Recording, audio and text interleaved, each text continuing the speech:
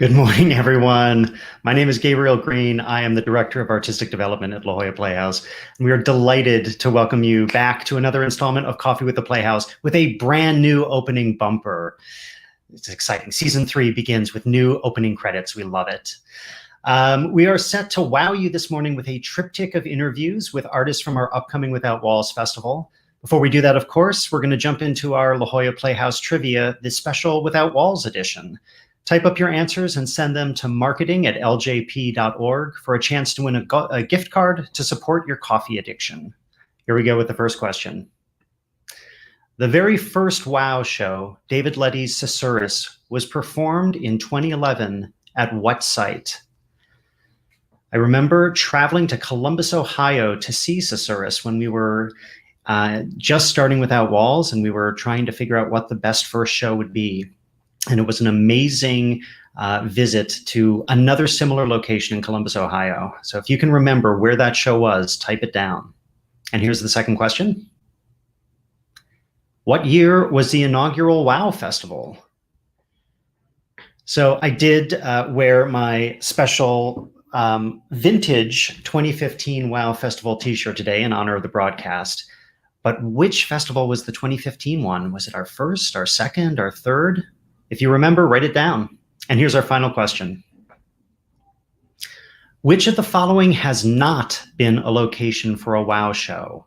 It's a multiple choice. Is it the Pacific Ocean, a bathroom, an elevator, or a hockey rink? And once again, write down those answers, send them to marketing@ljp.org, and be entered to win. All right. It's been a very busy spring at the Playhouse. We recently opened the world premiere musical Bangin' It, a bangin' new musical to rave reviews. There's still time to catch it. It's running through April 17th. We also launched our annual performance outreach program tour, or also known as the Pop Tour, Cheryl West's Hoopla, a delightful new play for young audiences. And we launch our 22-23 season in June, starting with the epic new musical Lempicka, about the life of renowned Art Deco painter Tamara de Lempicka, directed by Tony Award winner Rachel Chavkin. But before then, we'll host our Without Walls Festival, April 21st through 24th, and that's what we're going to be talking about today. And with that, I'm going to throw it to another Tony Award winner over in the next room over, our artistic director, Christopher Ashley. Thank you very much, Gabe. And as Gabe mentioned, we are talking about WOW today, which I am very excited about. We're just a couple of weeks away from the festival, which is now an annual event. And we're excited to hear from 3 of our WOW artists. For those not familiar with the festival, it features 4 incredible days of interactive and immersive and site-based theater, dance, and music, and takes place throughout Thursday, Friday, Saturday, Sunday.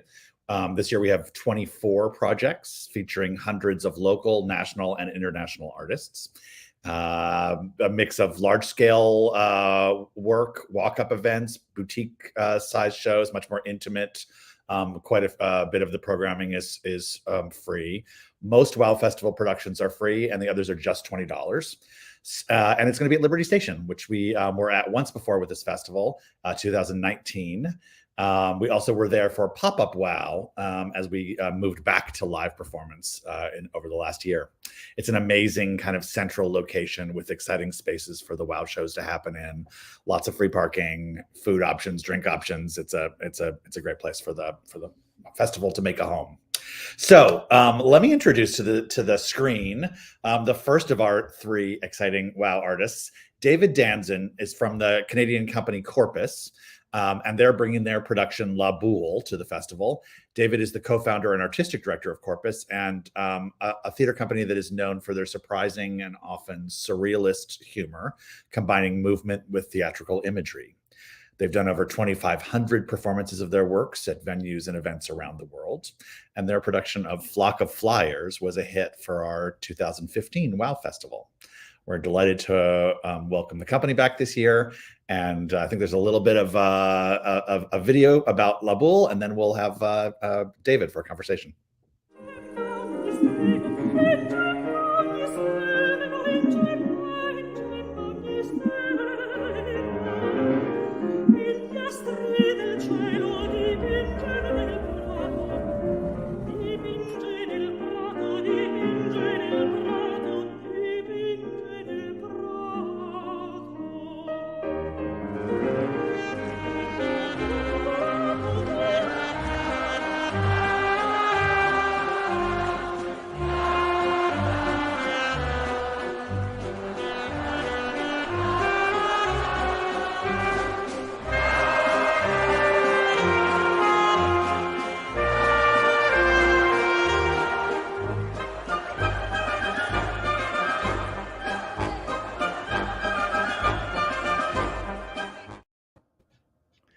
Excellent. Welcome, David. Great to see you. Thank you. Can you tell us a little bit about the piece and how it was developed? Yeah, well, the starting point was the bubble tent. I came upon just a picture of a bubble tent on the net by chance, and immediately thought it would be an interesting installation. Yeah, I mean, what you see on the screen right now is the original bubble tent, which I found a cheap one on the net and bought it. And I guess I was interested at the beginning to explore an intimate space in full transparency, and playing with that paradox. So that was the starting point. And then the pandemic hit. So this was late, I guess, 2018. And I went to France, where I'm originally from, to visit my parents, and the pandemic hit, and I was stuck. I got stuck in south of France for 2 years, which is, I guess, not a bad place to be stuck in. But and so I couldn't come back to Canada. So I got the bubble tent to be shipped to France, so I could continue working on it while I was stuck in the south of France. So the piece slowly developed. I almost gave up, to be honest, because I thought, this image of the bubble tent was almost too obvious now that the pandemic was in our lives. And I thought after a few months, there's going to be hundreds of bubble shows, and there'll be nothing original about this idea. But I persevered, and eventually, a year and a half, 2 years later, I finished creating it. But it was in very strange circumstances, because I had none of my usual collaborators who were, stuck in Canada, and I was in the countryside of south of France with just myself, basically. Eventually, I brought in Caroline Lindner, who's a German theater artist, to help me develop the piece. But it was very much a do-it-yourself type of production, where we played around with lighting, with sound, with overall design, just the two of us. I love that. You're also, go ahead. I was just going to say, the picture you see now is the very first performance we did of it in that tiny village where I was for almost 2 years, which has 95 inhabitants, mostly old farmers. And they all came. I invited them to come and see the first performance of the show. And it was quite a special evening, because I had, about 100 people from the town who had probably never seen a theater show in their lives, to join me on this occasion. It was really special. I love that. Can you talk about what's it like to perform from inside a bubble with the audience sort of outside? Is that it seems like it must be completely unto itself as a performing. It's a trip. Especially the first performances were still in the pandemic, where even though we were outside, people were still wearing masks. So I was playing in this, gigantic bubble transparent tent, and the audience, which was at a distance from me already and separated with this transparent plastic, was also wearing masks. So it was a very strange experience for me to have, but exhilarating at the same time, because there's nowhere to hide in the bubble, right? So you're on from the moment the show starts, and you can't hide. So it's a great challenge for a performer, I would say, and for me personally as well. It sounds like the way you made this piece was very sort of individual to the moment and being alone in the south of France. In general, does your company work in a kind of devised way together to make the pieces? Can you talk about what your kind of company process is for devising a piece? Yeah, I mean, this one is just the first solo I've ever done. This was very new for me, but typically the performers that I work with are very much part of the creation.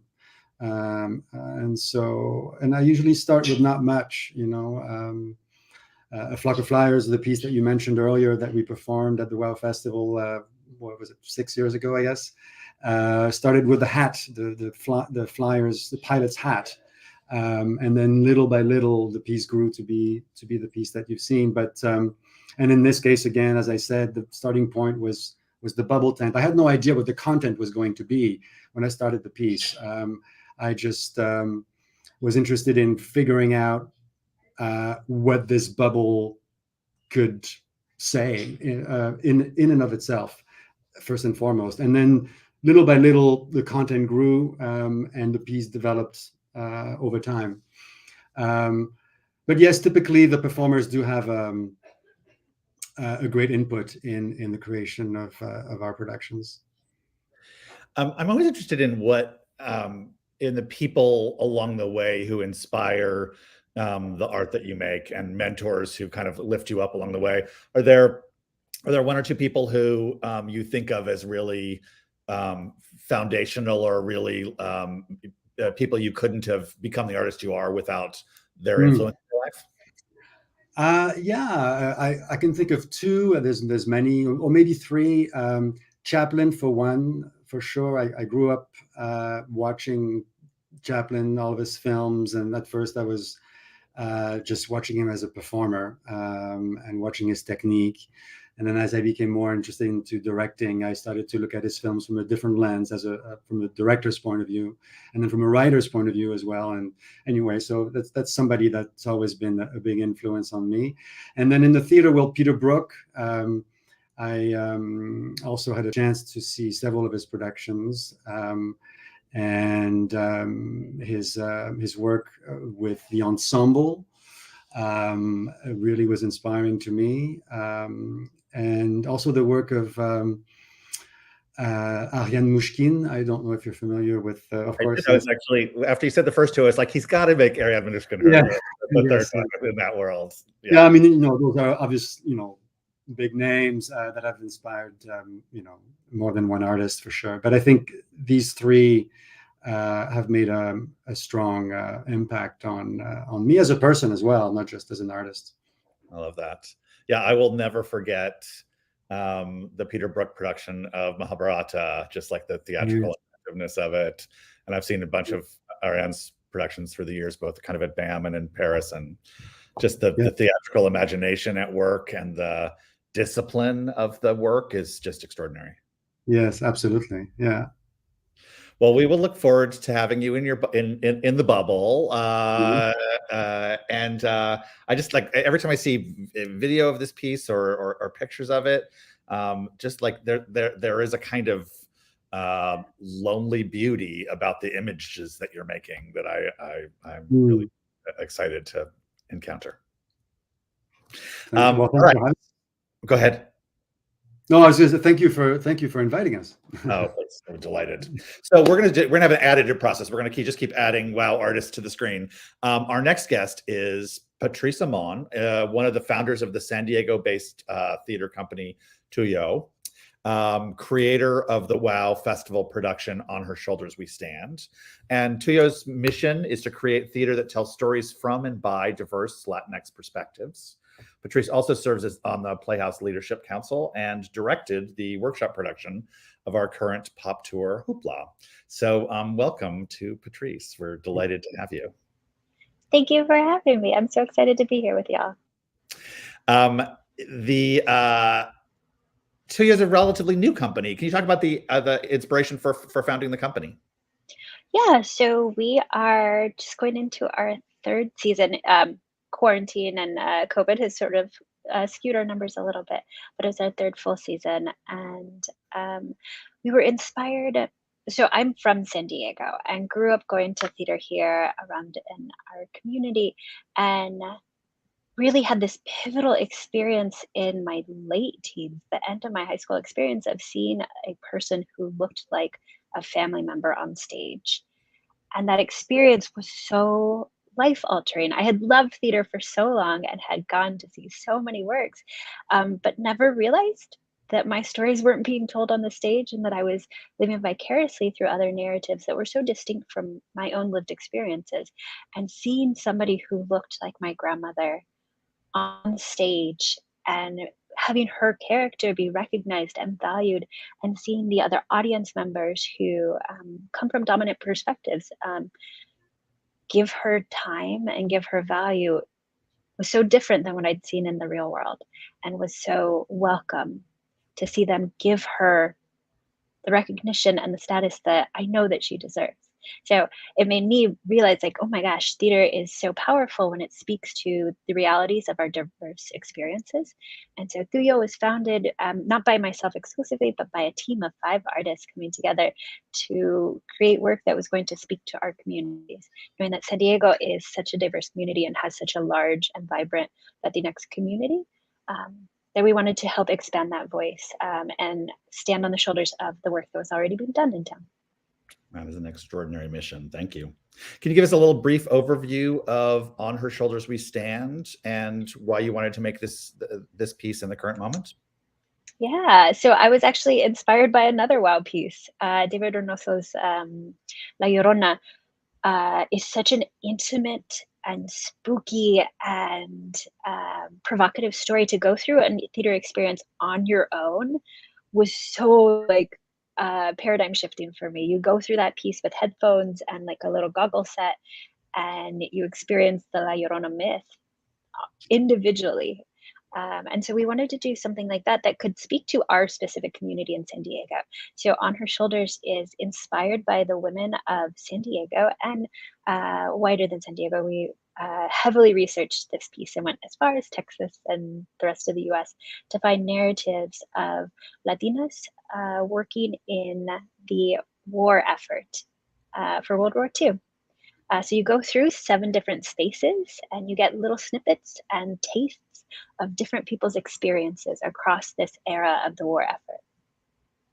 And it ends with the ability to see artwork from many of the artists that whose stories you're telling or sort of related to those stories. Can you talk about that the sort of landing moment at the end of the piece? Yeah, so I myself come from the world of academia, and so I find research so interesting and so exciting. And we really dove deep and investigated the lives of different Latinas working during the war. And so we commissioned a veteran from San Diego to create art pieces that are inspired by their stories. So we celebrate and we have biographical information and photographs from these women who inspired us, as well as original art pieces that are also inspired by the women. I think that's amazing. The show debuted a few months ago at Bread and Salt, which was some of you may remember from the 2017 WOW Festival. We did several pieces there. And now it's coming to the WOW Festival. Were there things that you learned from the first run that this is an opportunity to kind of address and expand upon?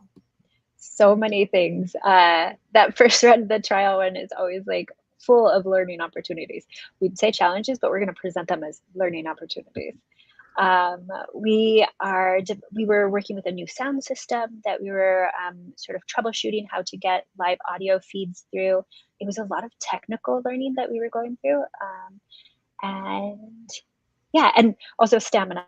Our performers are running the piece. It's a very short piece, but we stagger in audiences. So they are running consistently for the entire team. So we were a lot more attentive to the human needs of our performers. So the interesting question, I want to throw that sort of same idea to David. Were there things you learned early on in the process of doing the La Bulle about like how the audience was going to respond and what they needed and how they received the story that really made you alter major pieces of it? I guess yes and no. I mean, the audience is always, I guess, on my mind as I develop a piece, especially because I'm very interested in the experience of theater, more so often than content itself. But so the audience is very much always a part of the process, even when they're not there. For this particular piece, because of the pandemic, we had to think about ways to make the audience feel comfortable and safe. First of all, we knew it was going to be outside, so that helps a lot. And we thought right away that we wanted different viewpoints, different perspectives for the audience to experience. So we have a seated audience, and then we have a standing audience. And the standing audience can walk around the bubble as the show unfolds as they wish. And when they do that, then they get different perspectives, and I think it adds a whole layer of interest to the piece. But it's not forced, so people can, if they wish, can sit and watch it from a more traditional perspective, or they can stand. So we thought about adding that layer to the piece. And from my perspective on the inside of the bubble tent, I mean, I always have to think 360, and whether, I have to have a whole set of eyes around my head to make sure I don't forget that I'm watched at all times from all kinds of different angles. So it's a bit of a brain exercise, but it's a great one. I love that. I always want to preview every piece I work on now to a group of French farmers who have never seen theater before. I think that's exactly what preview on. It's one should always strive for.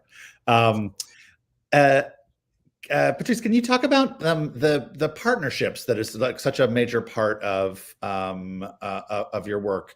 I think on this piece you have several community partners. Can you talk about how those connections help define the piece? Oh, yes. When we were developing the project, it developed from who can we partner with on this idea, who can we bring into collaboration. So we have a number of universities that we're partnered with, CSU San Marcos, San Diego State, and UCSD. Our piece is focused on stories of youth, and so we are pulling in actors and artists and designers from these different universities, and worked in collaboration with the professors there for recommendations and for networking to get artists to collaborate on the project. We're also working closely with Turnkey Theater. They're a co-producer on the piece, and they really are invested in inventive storytelling methods and helped us with anticipating how to build intimacy into these close spaces and how to do that in a way that used technology. We brought a 360 camera through the piece, moved way through to film each of the rooms, so that audiences who have accessibility needs or may not feel comfortable being in person just yet would have access to the story. And really thinking about, what are we making, but who are we making it for, and who are we making it with? It was very important for us to have a wide team of Latinx identifying artists and BIPOC identifying artists on the project. And so those collaborations are what made it possible. I'm so interested in how, I feel like many different theater makers are experimenting with, there's a live presentation of the show, and there's also a digital capture in some way to kind of respond to the people who aren't yet comfortable in person. I'm really curious to see how much that continues on into the after times, like how much the digital, the live and digital stays in our lives, whether all these theater companies stay as committed to the digital presentation as they are now. Do you have a feeling about that from the work you've done? I think that we're sort of at a point where the technology is starting to get closer to an experience of being there in person, that immersion. It's why we didn't want to just walk through with the camera. We had the full 360 capture, because we wanted the audience member to be able to look around and to be able to follow the story, but still gaze over here or gaze to the left and notice the different, it's a very immersive space. So to notice the pictures on the wall while Ama is speaking to you while you're making tortillas. I think that the technology is moving towards that. I am very curious as well to see how it continues, and really think about ways that we can be inclusive, that just maybe weren't at the forefront of our minds in the past. Fantastic. I'm going to invite our third WOW artist to the screen. Dominique Salerno grew up in San Diego and is a past participant in the Playhouse Young Conservatory program. Dominique works as an actor and a writer in both New York City and Los Angeles. She's written for Netflix, several web series, as well as her musical sketch comedy duo, Feminarchy, whose videos have been featured in HuffPost, the New York Times, and many other places. Before we bring her on, let's take a quick look at a video about her WOW Festival piece, which is entitled The Box Show.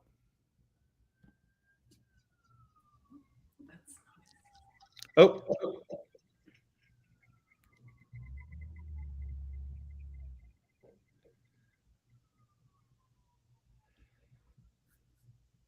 I think this is actually the process of building the box. Is that true, Dominique? Oh yeah, that is the set. So you're not getting what the show is, but you're getting how I put the current set together. I like that. And you're actually in the box even as we speak. I am, yes. That's for the show. Yes. So this is an entire show that happens in this incredibly defined space. Can you just give us a little sense of what happens in that box? Sure. So inside of this box, I play 30 characters. So when David was talking, it really struck me. It was a very similar process for me of creating this piece because the space kind of inspires the content in a lot of ways. So that's very true for this show. So people who've seen it have described it as it's like a great night of SNL, but it's one person inside of a box. So every time the doors open, and you can see kind of the doors open, they can be done in a bunch of configurations. But every time the doors open, we're in a completely new reality. So the box completely shifts and I shift within it. And it sort of takes you on this emotional roller coaster through these very different worlds inside the same space. I love that. I see we have puppets, which we love. The other day when we were sort of playing around on this video, can you just give us some of the variations in that box? There was some lighting things. Yeah. So as if it's not like hard enough to do 30 characters, I'm also controlling the lights from inside the show. So I'm trying not to like have any epileptic moments, but we've got different color schemes, we've got different presets. And so if you can imagine in between the sketch characters, I'm inside the box completely in darkness in this like 3 by 3 by 2 foot box, like frantically trying to like change the experience for the audience from the inside. So it's an experience to perform, but I really like having that creative control as well. So it's really cool. I love that. I read that you were encouraged to explore the idea for this show by former ACT professor, current UCSD MFA faculty member, Stephen Butcher. Can you tell us a bit about that collaboration and the development of the box show? Yes, I love Stephen. So basically, there was a period of time in the ACT curriculum where they would give you 2 weeks and you could apply to do a project, like a passion project. And what I wanted to do was to be alone in a room to create my own show. And the room that they randomly assigned me it had this little like AV cabinet in it. And so Stephen would come in like once every 3 days, maybe a little bit more, just to like see at the end of my rehearsal period what I was working on. He would inspire me to like make new choices, go with something that was working, let go of something that wasn't. And he was one of my absolute favorite professors at ACT. So it was like such a joy to like kind of have space to play around and be messy and then show him things and build the show as it went. So I did that for 2 weeks at ACT and I made like 45 minutes of the show is from that experience basically, but it was a very different cupboard, I will say. This one's a little more high tech than the original. So 30 plus characters, are there characters that are particularly fun to perform or particularly challenging? I love them all, which is why there are 30 of them, but I do love them all. There is a duo that I love, like in a really visceral way. That photo was me playing Frida Kahlo, which comes a little later in the show. But there are these two kind of San Diego-based characters that every time I get to that part in the show, it just like releases a little bit of hometown joy in me. So I'm really excited to share those for the hometown audience because I think you might be able to recognize some people that you might know or have met before. So I'm really excited for that. I love it. This is not your first time performing back in your hometown. It is. It is my first time performing this show, specifically back in San Diego. So I'm really excited. I love that. Well, we're excited to have you. I'm just going to open it up to some of the, Gabe, if you want to return for a little Q&A portion. I missed along the way, Ruben Figueroa had a question for David, which is does David practice his illustration before La Bulle? I'm sorry, I didn't hear the question. Does David have to practice his illustration before La Bulle? I think Oh, the drawing, yes, because Yeah. I draw on the bubble, yes. Yeah. Yes, because I'm actually a terrible drawer.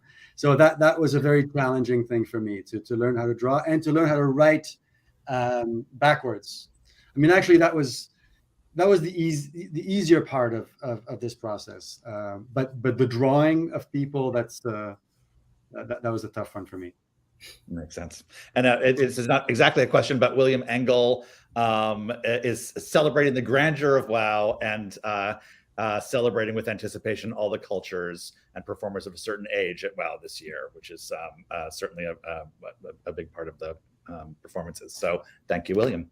Gabe, let me toss it over to you for running the Q&A part. Well, actually, I'm going to toss it back to you in a second, because a very early question from Danny Meister was very helpful in pointing out there are people, there are WoW aficionados watching us today. But for the uninitiated, can you talk a little bit? This was your brainchild back more than 11 years ago.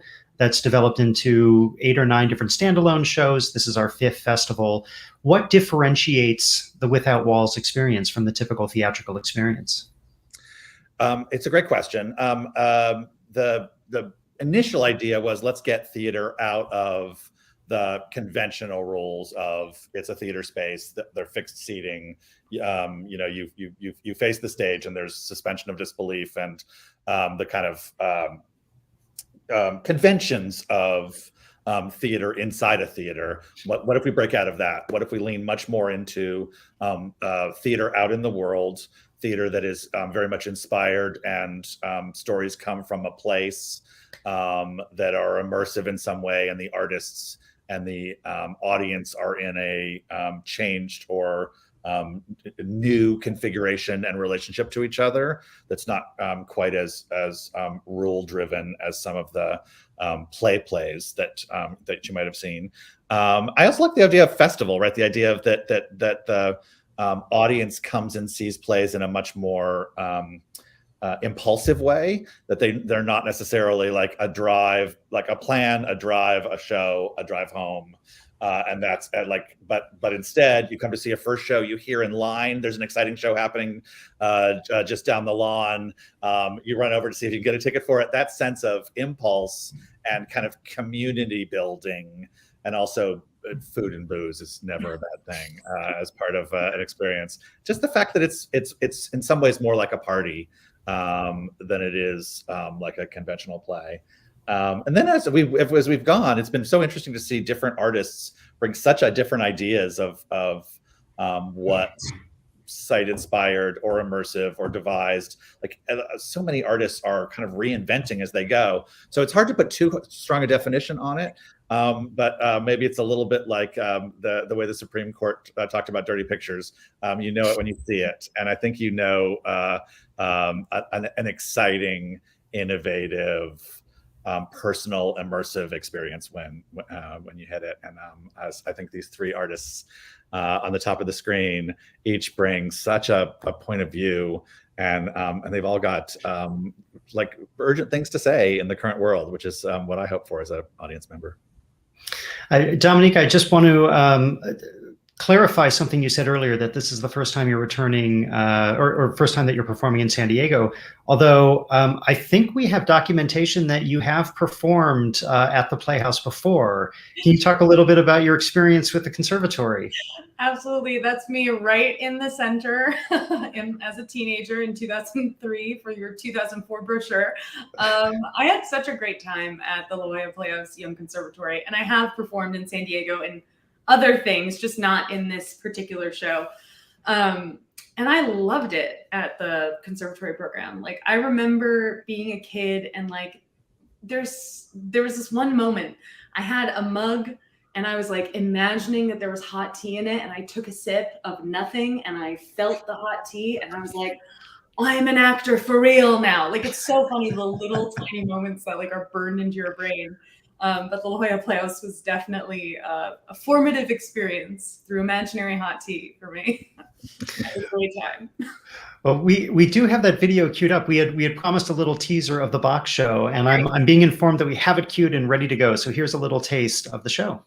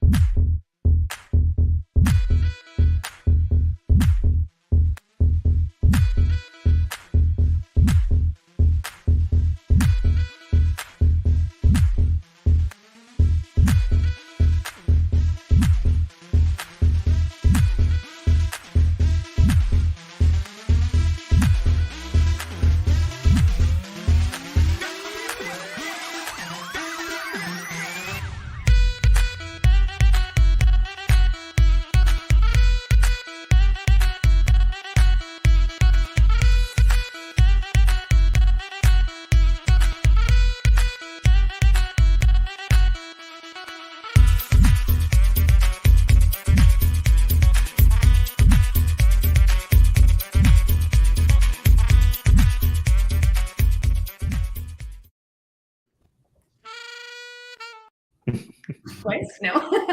Yeah. I feel, Dominique, like your show has a whole second life as like a mixed martial art, a physical workout. It looks incredibly demanding. It is. I have to be in a very specific kind of shape for the show. Like I talk about endurance, like Patrice was saying, or like an awareness, like David was saying. Like this show really requires both endurance and awareness and body repetition. And yeah, that's the original cupboard right there. You can kind of see it was a little bit smaller, a little less high tech, but a great starting point for sure. But yeah, I get bruises in specific areas for this piece, which, you know, got to build it up as you go. Excellent.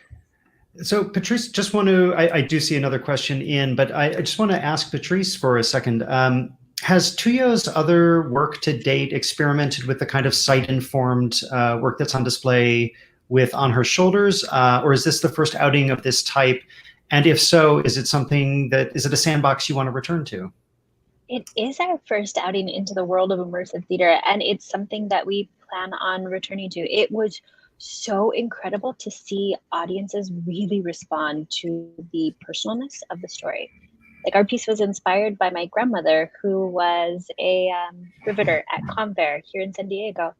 And like, she's not alone. Like that was inspired by the Chula Vista, the Mary Salas, the mayor of Chula Vista, whose grandmother was also a riveter. And just hearing people talk about how personal it was makes us go like, this is a valuable tool. We should definitely be using this again in the future. Yeah. No spoilers on what it's going to be, but I think it's going to be a little bit comedic, our next one. That's great. We can't wait. Mm-hmm. So we just got a question in from Meredith Bach for Dominique, asking, of the 30 characters, which is the most challenging to perform in such a small space? I would say the spy character is probably the most physically challenging. It's a moment when I take the audience through like a covert mission to steal something, and it requires a lot of movement. It's definitely one I have to rehearse. I couldn't just perform that one straight out the gate without some training. So that one for sure. Excellent. So when you see the show and you see that one, you'll go, that's the one she was talking about. I see it. It's the spy. David, something you said earlier in the interview really struck me, that A Flock of Flyers was inspired by a hat. La Bulle was inspired by the idea of a bubble, that singular objects can inspire an entire show. How do you know, or how does the company know when an object has the capacity to grow into an entire show? And have there been times where an object has led you down a path that ultimately didn't turn out to be a show? Oh, that's a good question. I guess it's all instinctual. Let me try that one again. I can't say it. Instinctif in French. It's a little easier to say.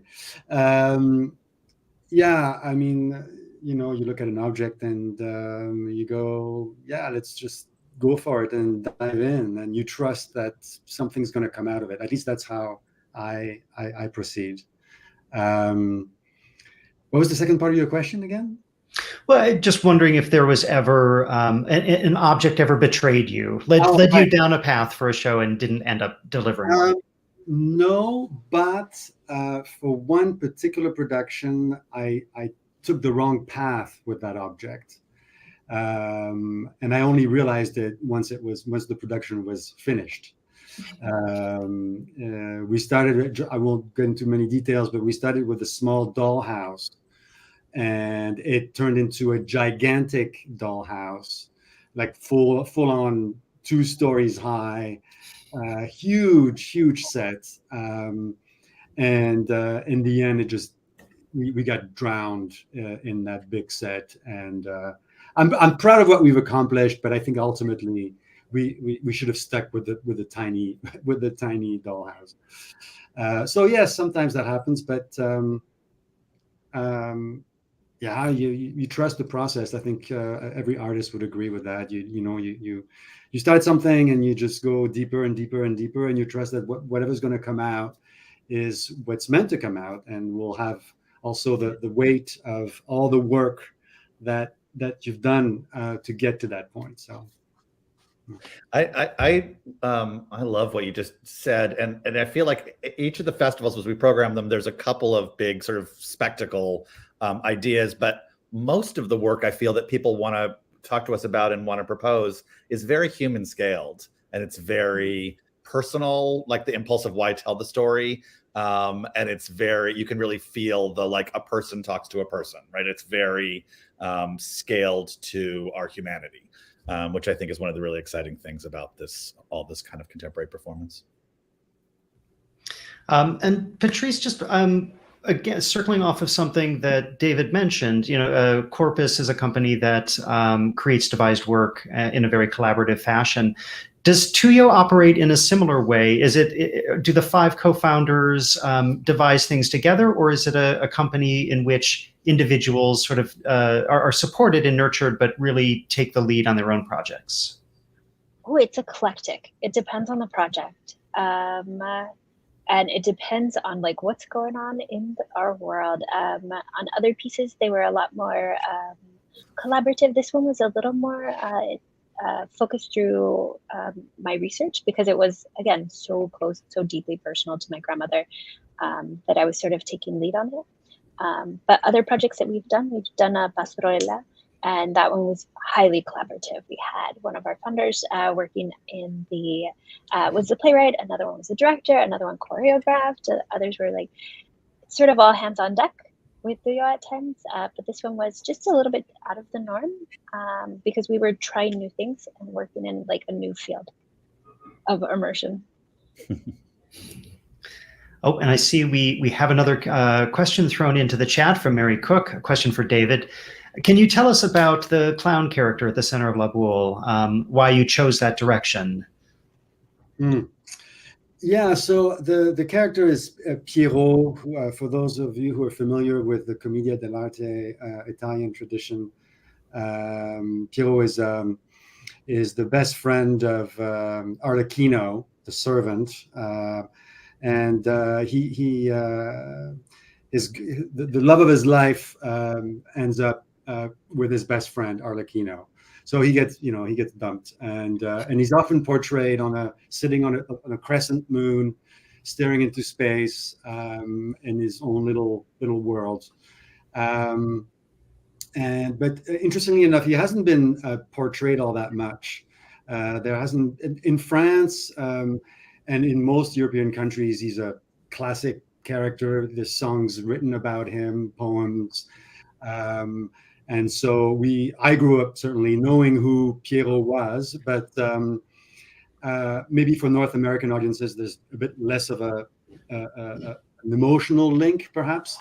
But I chose that character because as I was developing the piece, I had isolated scenes inside the bubble that had nothing to do one from the other, and I really enjoyed each of these individual scenes, but I at some point I had to find the through line, and so Piero came to me one night, and it kind of all started to make sense because he's an emblematic figure of loneliness and the world of dreams, really, which really is pretty much everything that I'm trying to convey in this piece. And the bubble itself kind of looks like a big moon.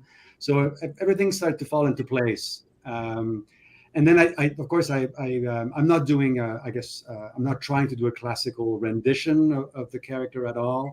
I took great liberties with the character, and I'm certainly not doing any sort of commedia style acting in it, although sometimes I strike a pose or things like, there's little tastes and bits of the classical character in the show, but overall it's my own Piero. It was kind of close to who I am anyway, so there was some nice links there from a personal point of view. So yeah, there you go.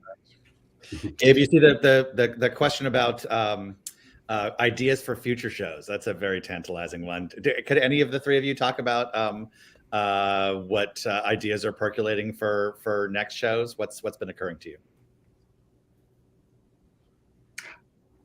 I can start if unless somebody else wants to. Go for it. What's the object?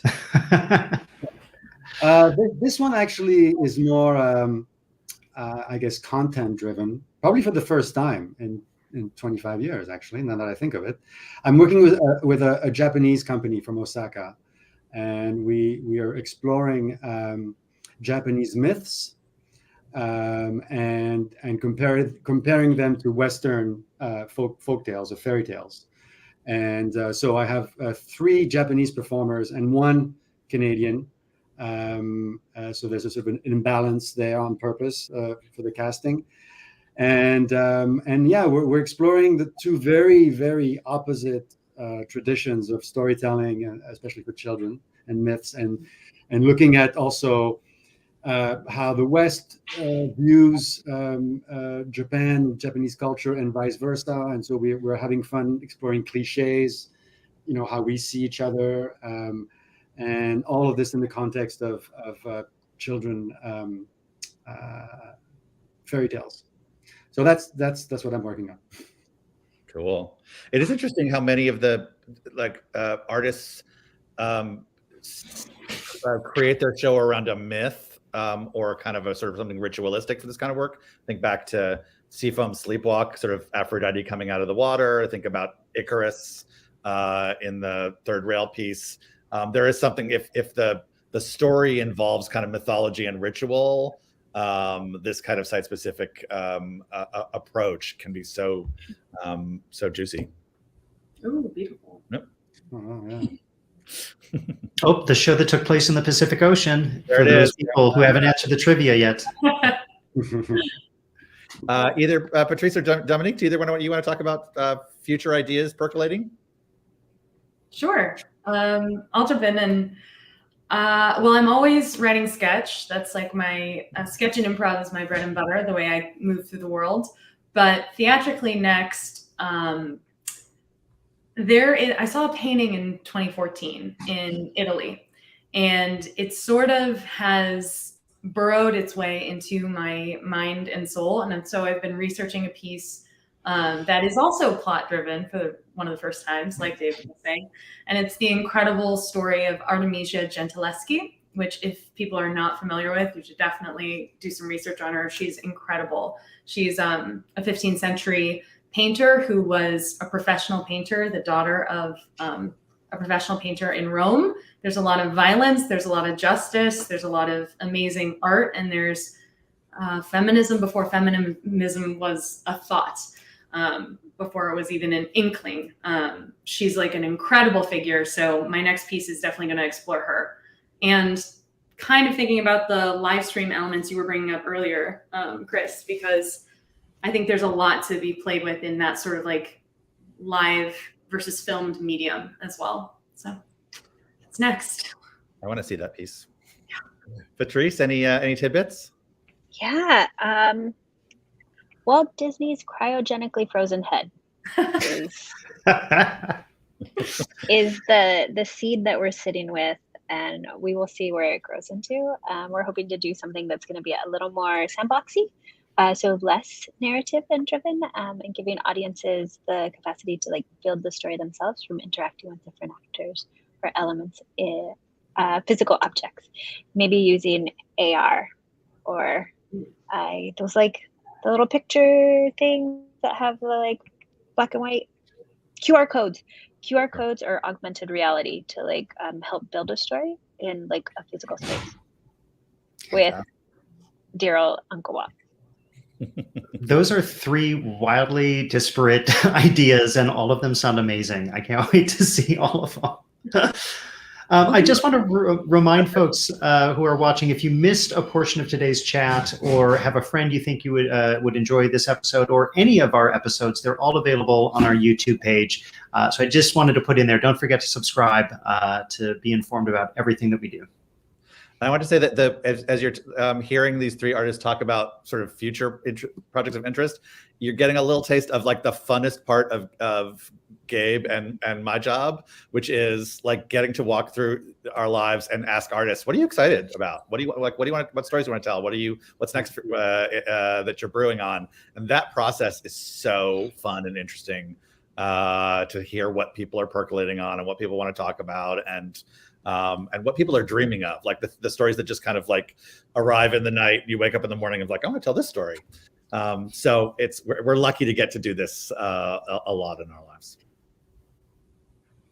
A last question or two, Gabe? Anything you want to throw at folks? No, Dominique, I was just curious. You know, I imagine you've heard all manner of comments about thinking outside the box and everything else. So I don't mean to throw more box allusions at you, but you do have you've unearthed and explored so much from what is 18 cubic feet of playing space. Do you ever feel tempted to? Is there ever another new character that comes knocking and begging to come into the show? Do you switch things in and out, or is it pretty set? Yeah, no, I am very flexible with it. There are some that are absolutely in the heart and soul of the piece, but there are a lot who have died. And I was just like thinking about that yesterday. It's like, wow, that character was so bizarre. I miss him so much. So yeah, and through different iterations of the piece, I've experimented with like completely different elements, like energies almost. And it sort of has been an interesting, it's been interesting finding the what rises to the top now, like what story I want to tell now.